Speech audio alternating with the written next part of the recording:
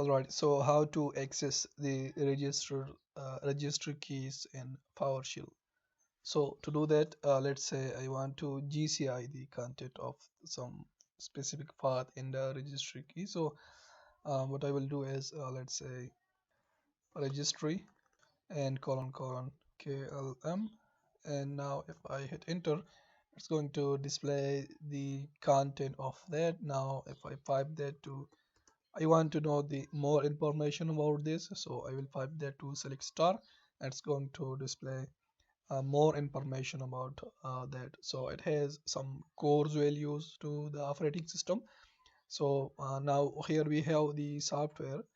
If I come here, I will I want to go to the software, so I will pipe that software, and it's going to display those information from the software directory in the registry. So now as you can see we have those. Now here we have the software that are installed in our system.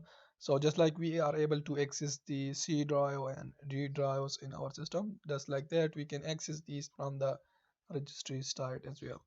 So now we have the applications and a lot more information. So that's how you can access the registry directories and core steps of the operating system using the registry colon colon and then HKLM, and then you can explore this from that side.